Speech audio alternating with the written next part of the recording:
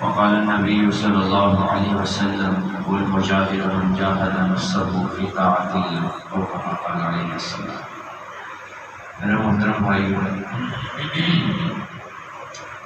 قوموں کا عروج اور زوال ان کے کردار کے حساب سے ہوتا ہے۔ اللہ نے مسلم قوم کے عروج کو ان کی زندگی کے سارے اعمال کے ساتھ جوڑا ہے۔ اللہ تعالیٰ فرماتے ہیں کہ اگر یہ لوگ ایمان اور اعمال صالحہ والی زندگی گزاریں گے تو ہم ان کو ایسی برکت عطا فرمائیں گے کہ ہماری برکت کا یہ احاطہ نہیں کر سکتے اور ہم ان کی نسلوں کو پالیں گے۔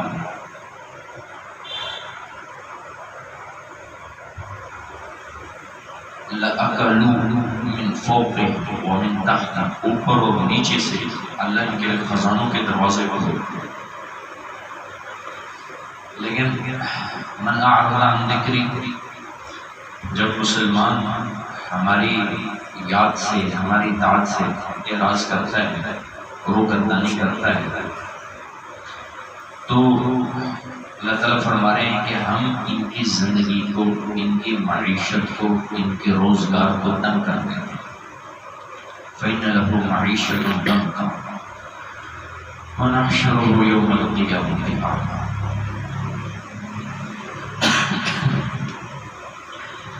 آپس کا اتحاد ہمارے اسلام کے اندر بہت اہم اور بنیادی چیز ہے۔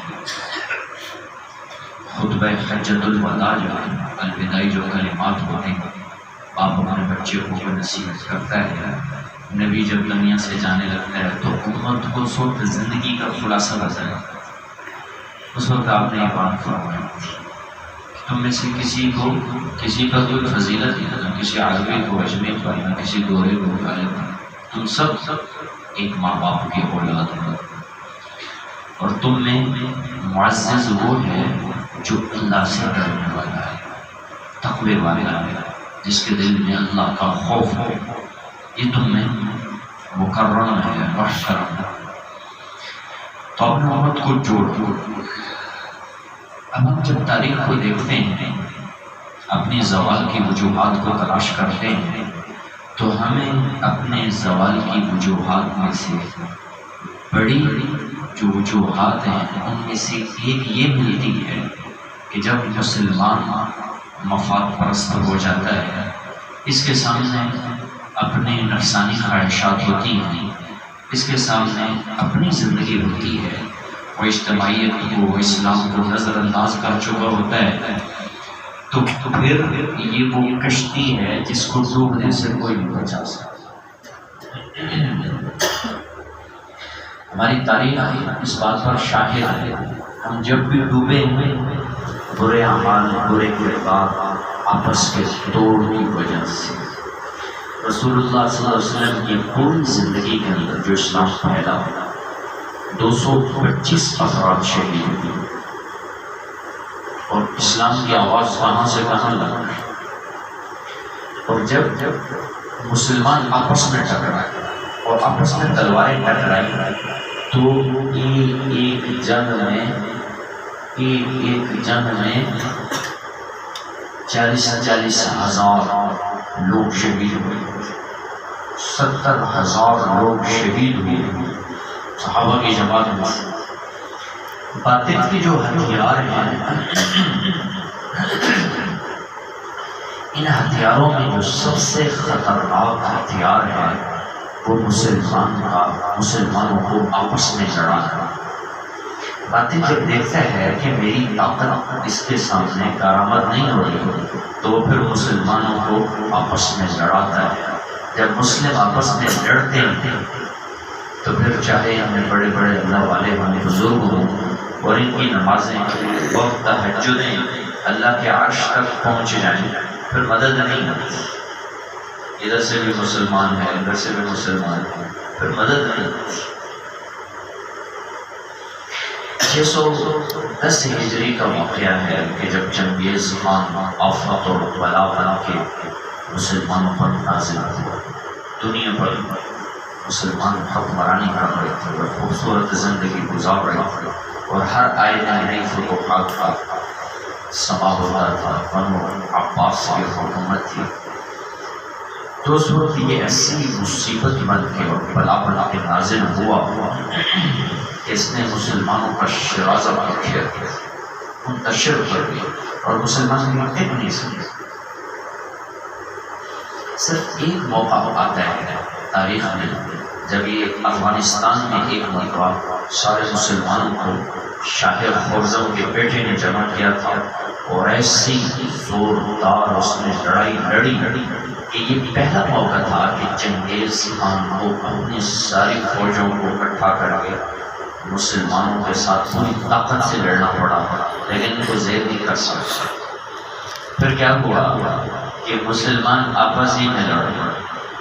اس موقع پر جب اس نے مسلمانوں کے شہروں کو صرف فتح نہیں کر دیا، بچوں تک کو، بوڑھوں کو اور مردوں عورتوں کو قتل کر دیا، جانوروں کو قتل کر دیا اور پورے شہر کو آگ لگا دیا۔ یہ چنگیز خان کا دستور تھا۔ پھر اللہ تعالیٰ نے اس فتنے سے کیسے نجات دیا کہ چند اسلام کے داعی، اللہ کے پیغام کو پہنچانے والے اور دعوت کے خوبیوں سے آراستہ اور تقویٰ سے مالا مال چند لوگ مصر کے اندر انہوں نے اس محنت کو شروع کیا، اور سندھ کے کنارے پر جہاں یہ اس کا بیٹا تھا امیر تیمور تغلق، تو جلال الدین رحمۃ اللہ علیہ کے ذریعے سے اللہ نے اس کے کانوں پر اذان کی آواز پہنچوائی، پھر وہ مسلمان ہوا۔ ایک دن ایسا بھی آیا کہ جسے ایک دن میں 12 لاکھ آدمی مسلمان ہوئے۔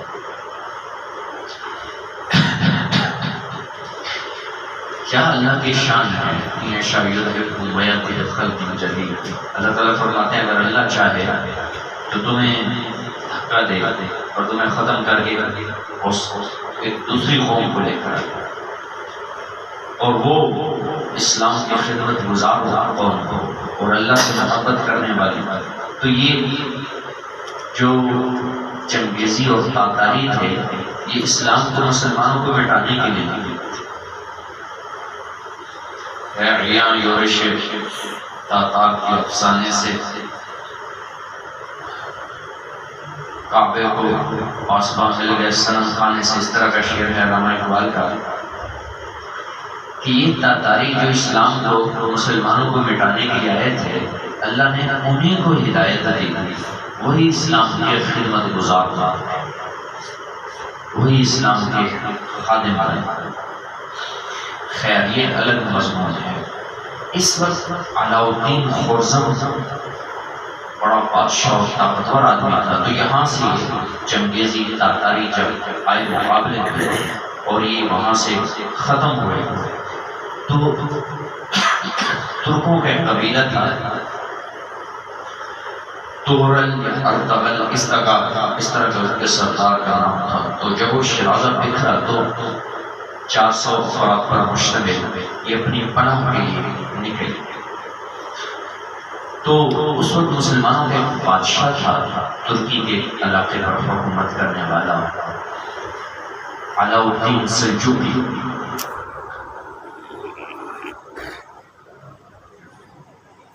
تو یہ قبیلہ سفر کرتے ہوئے علاء الدین کے پاس جا رہا تھا پناہ لینے کے لیے، تو راستے میں دیکھا کہ 2 لشکر آپس میں نبرد آزما ہیں اور لڑ رہے ہیں، ان میں سے ایک کو شکست ہو رہی ہے اور دوسرا فاتح ہے۔ جس کو شکست ہو رہی ہے یہ ان کے ساتھ جنگجو لوگ تھے اور تجربہ کار اور ماہر تھے، تو یہ جو شکست والا لشکر تھا یہ فاتح بن گیا، اور جو فاتح بنے ہوئے تھے وہ فرار ہو گئے۔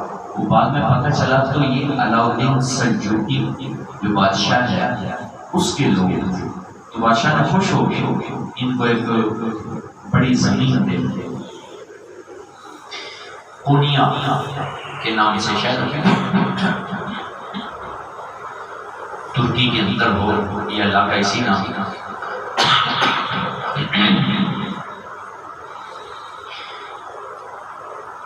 تو یہ اس سلطنت کے کنارے پر ایک سرحد پر ہے اور وہاں عیسائی ہر دوسرے دن مار دھاڑ کرتے۔ تو یہ چونکہ جنگجو لوگ تھے، انہوں نے اچھے طریقے سے صلیبیوں کی خبر اور ان کو ناکوں چنے چڑھوائے اور ان کا دماغ ایسا ٹھکانے آیا کہ وہ جو ہر دوسرے دن جنگ لڑنے کے لیے آ جاتے تھے تو وہ اپنے علاقے میں محدود ہو گئے۔ ادھر ترک آہستہ آہستہ ان کے ساتھ جمع ہونا شروع ہوئے۔ 90 سال کی عمر تھی، ان کی دھاک بیٹھ گئی۔ علاؤالدین سلجوقی بڑا خوش ہوا، اس نے اس کو اور بڑے علاقے میں 90 سال کی عمر میں یہ تغرل تھا یا ارطغرل تھا، یہ فوت ہو گیا۔ پھر اس کے بعد اس کا بیٹا آیا عثمان، 30 سال کی عمر میں اس نے اس حکومت کا زمام امداد کا اقتدار سنبھالا اور علاؤالدین کے ساتھ ساتھ وہ چلتا رہا۔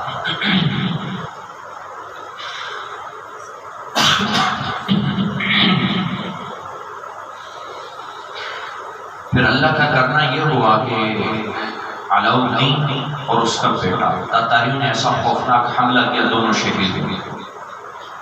تو سب کے مشورے سے پھر عثمان کو، اس کا جو بیٹا تھا عثمان، اس کو بادشاہ بنایا گیا۔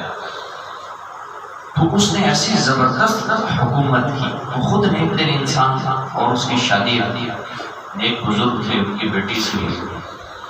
تو اس نے ایسی زبردست حکومت کی، پہلے اللہ تعالیٰ نے اس کا ایک ذریعہ بنایا، اس نے خواب دیکھا کہ وہ جو بزرگ ہیں ان کے سینے سے چاند نکلتا ہے، اس کے سینے میں جاتا ہے، پھر اس کے پہلو سے گولوں سے درخت نکلتا ہے جو ایسے پھیلتے ہی چلا جاتا ہے، پھیلتے چلے، دجلہ، فرات اور بڑے بڑے جو دریا ہیں وہ اس کے نیچے آتے ہیں، ایشیا، یورپ، افریقہ اس درخت کے سائے میں آ جاتے ہیں، پھر وہ ایک انگوٹھی کی شکل بن جاتی ہے، پھر یہ انگوٹھی پہننے لگتا ہے، اس کی آنکھ کھل جاتی ہے۔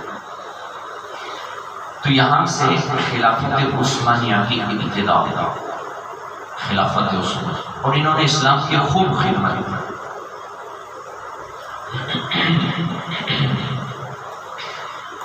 لیکن بھائیو، اللہ کی کسی کے ساتھ رشتہ داری نہیں ہے۔ اگر نبی کا بیٹا نبی کے مقابلے میں آئے گا تو اللہ اس کو ناکام کرے گا۔ نبی کا باپ نبی کی زندگی سے منحرف ہوگا تو اللہ اس کو ناکام کرے گا۔ انہیں کی اولاد میں بایزید یلدرم ایک بادشاہ،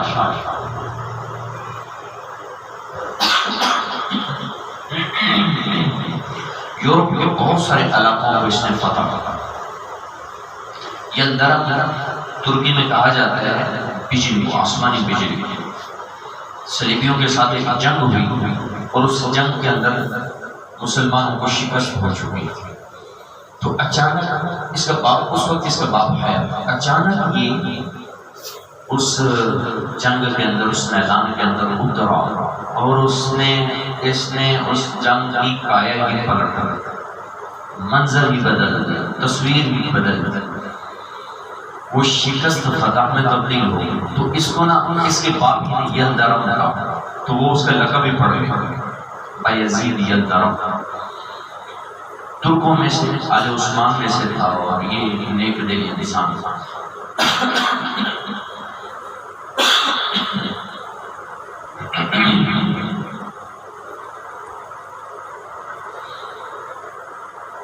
تو اس وقت اسپین پر بھی مسلمانوں کی حکومت تھی، ہندوستان میں مسلمانوں کی حکومت تھی۔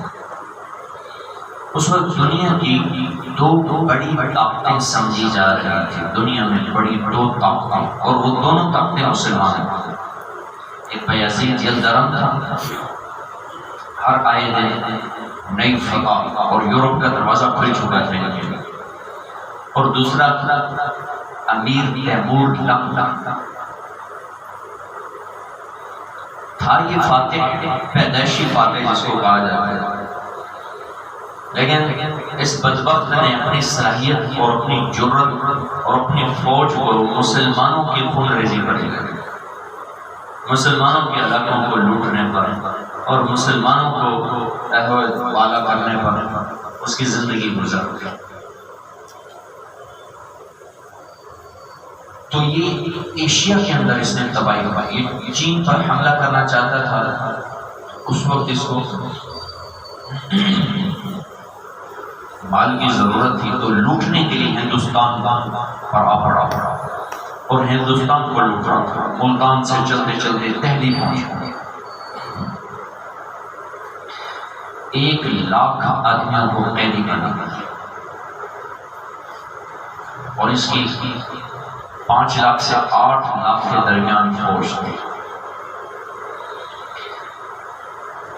تو ادھر ایشیا کے اندر اس نے تباہی مچائی، ادھر یورپ میں بایزید یلدا، وہ ایک نیک دل انسان تھا اور اس کے سامنے جو نقشہ تھا وہ پورے یورپ کو فتح کرنے کا اور اسپین تک پہنچنے کا، اور اس نے اس وقت یورپین بادشاہوں کو کہا تھا کہ میں تمہارا جو اٹلی کے اندر روم ہوں اس کے اندر اپنے گھوڑے کا استبل بناؤں گا اور یہاں اپنے گھوڑے کو آ کر تمہارے روم کو اپنے گھوڑے کی چراگاہ بناؤں گا۔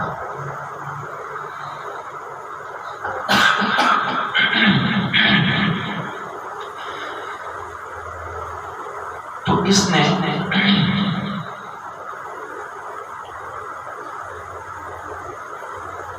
ہنگری پر جب حملہ کیا تو اس کے بادشاہ نے پورے یورپ کو آباد کیا اور عیسائیوں کا جو پوپ تھا اس نے ساری عیسائیت کو مجتمع کر لیا اور ساری عیسائیت کو اپنے طاقت کا جوہر دکھانے کے لیے ابھارا۔ تو اٹلی اور فرانس، آئرلینڈ، اس وقت جتنے ممالک تھے ان سب کی فوجیں اکٹھی ہوتی، اس صلیب اور ہلال کی بڑی جنگ تھی، اسلام اور کفر کی یورپ کی یہ بڑی جنگ تھی۔ ادھر تیمور لنگ کے سامنے چین تھا، چین کے بعد تائیوان، فلپائن، ان علاقوں کو یہ فتح کرنا چاہتا تھا اور اس وقت پورا ورلڈ یہ تھی، امریکہ تو دریافت ہی نہیں ہوئی، امریکہ کا تصور نہیں تھا۔ یاد سے میں آپ کو 600 سال پیچھے لے کر جا رہا ہوں۔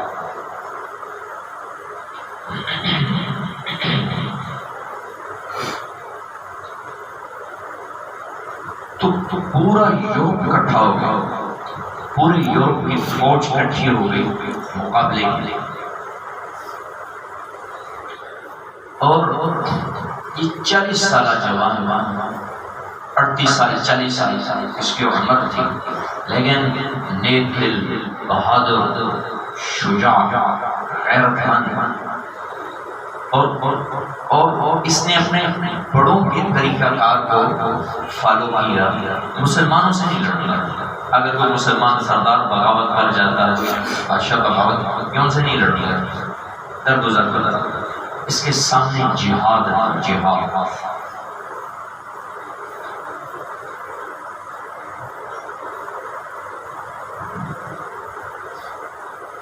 ہم جو جیتے تھے تو جنگوں کی مصیبت کے اور مرتے تھے تیرے نام کی عظمت کے، تھی نہ کچھ بے وزنی اپنے حکومت کے، سر بکف پھرتے تھے کیا دہر نہ دولت کے،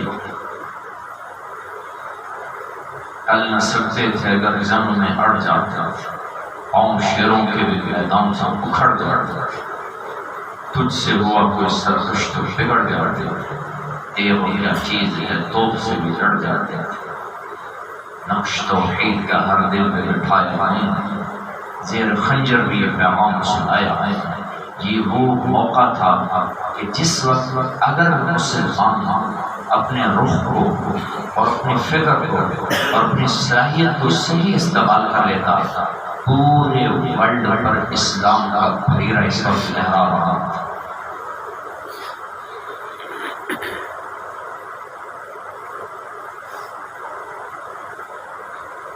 دل کے بھگولے جل اٹھے سینے کے داغ، اس گھر کو لگ گئی آگ اس کے چراغ۔ مسلمان جب بھی مرتا ہے نا اس کو باہر حل نہیں مرتے، نہیں مارتے۔ ایک عظیم شاہ سوار اور نہایت جری اور بہادر، اور اس کے سامنے نقشہ کیا ہے کہ میں نے اس یورپ کے سینے پر اسلام کے پھریرے کو لہرانا ہے۔ اور اس وقت اندلس کی حکومت بھی ڈگمگا رہی، مسلمانوں کا کئی سو سالہ اقتدار تھا۔